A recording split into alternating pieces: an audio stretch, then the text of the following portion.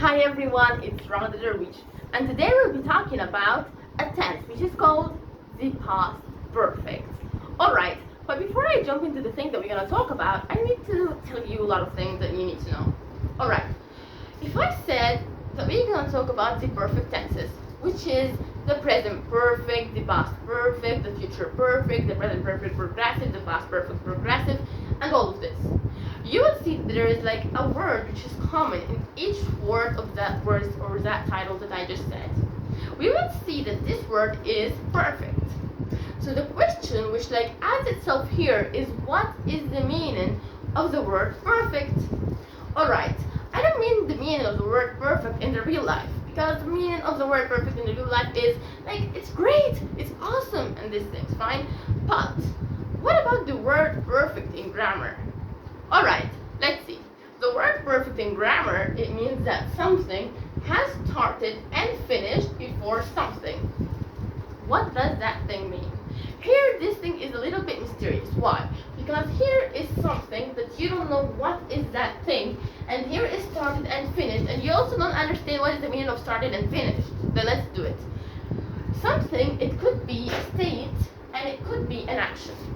Okay, the something can be a state, and it also can be an action. So if you will delete this word something, you will type action or state. Then, has started and finished. What is the meaning has started and finished? Started and finished here means that, that thing is a completed thing. Like if I have an action, well, when can I say that this action is a completed action? When I say that that action has started or has finished, right?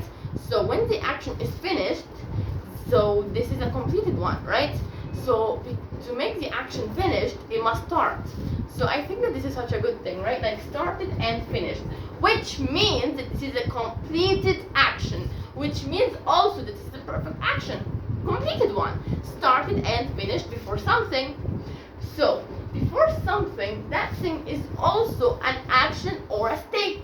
So something has finished, and something has started and finished before something. This is always in the perfect meaning. Fine.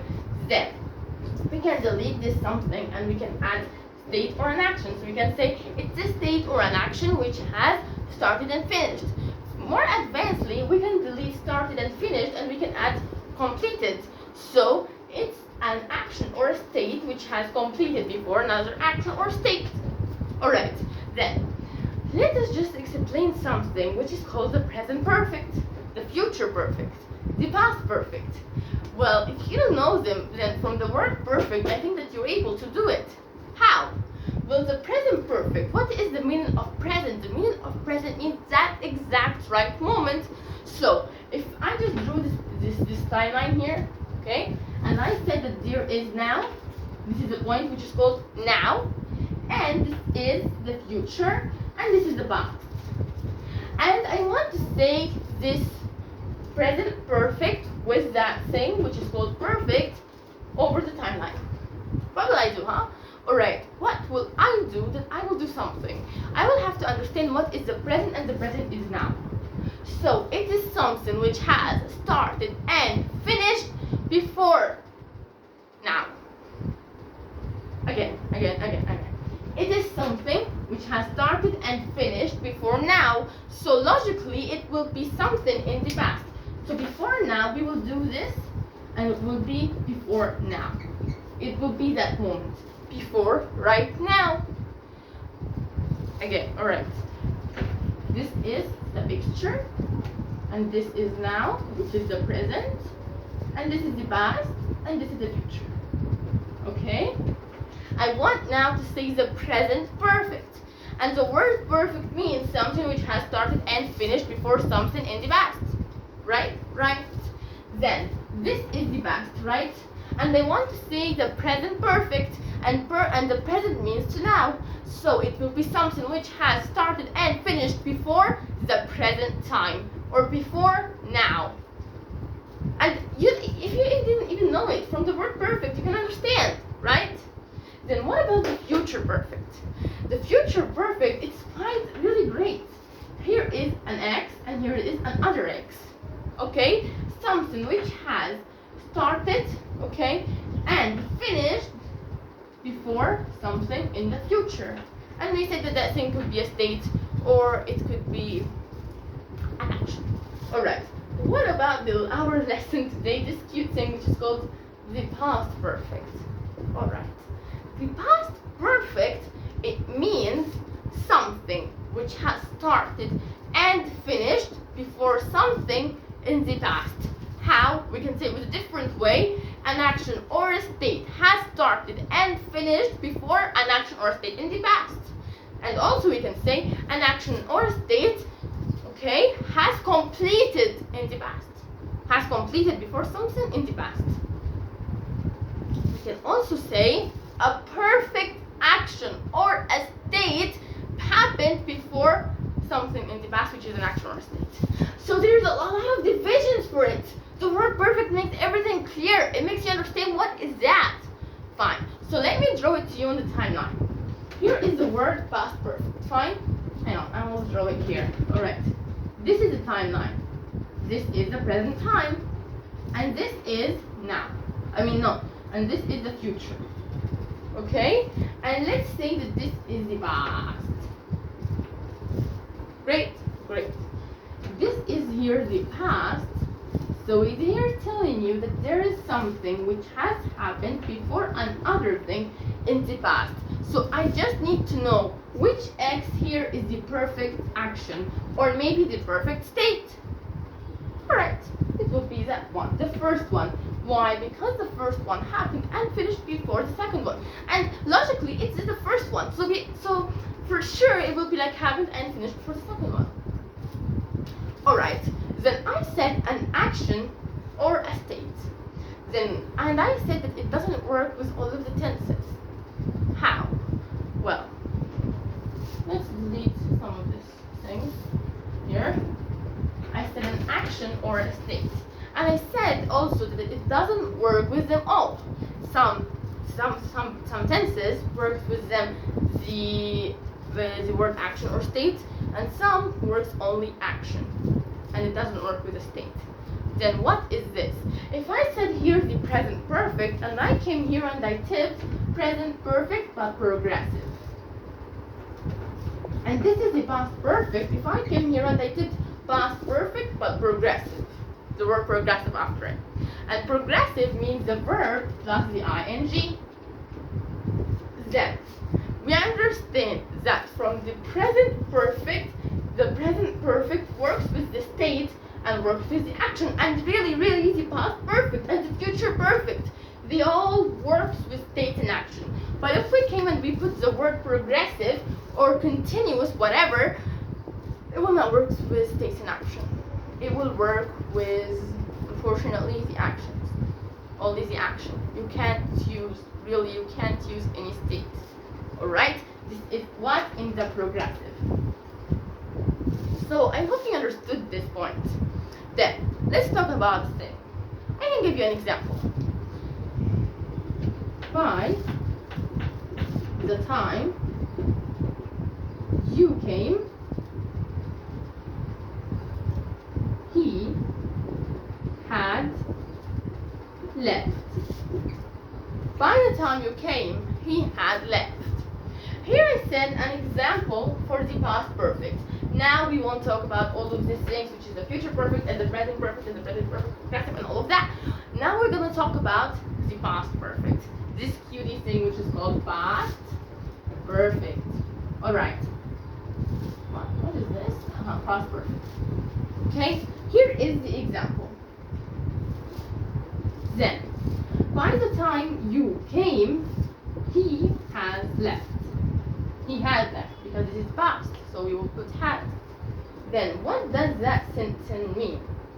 That sentence means that this is the this is the first action and this is the second action. You know, we can delete it and we can type something else. By the time you come, I will No, we cannot add this. Okay. By the time you came, he had gone. Or he had gone, yeah. Okay. Then, what is that? This is the word by the time. Okay, correct? Right. Then, what does that word explain? That word explains that you came, he had left, or he had gone, or never mind, whatever he has done. Never mind, it's not the business right now. Our thing right now is what is the first action here and the second action. And the first action will be the perfect action. In a sentence like this, you cannot draw a timeline in the exam. You don't just draw a timeline and you just put the things. The exam will be finished. So there's a perfect way to know it. Here is the word had. And really, it doesn't work with all of the sentences. Right now, I'm going to put a sentence and you will get confused. But you won't get confused because the period of time will be clear. So just focus. Just focus right now. Right. Here is the word had. The word had here means past perfect. Alright?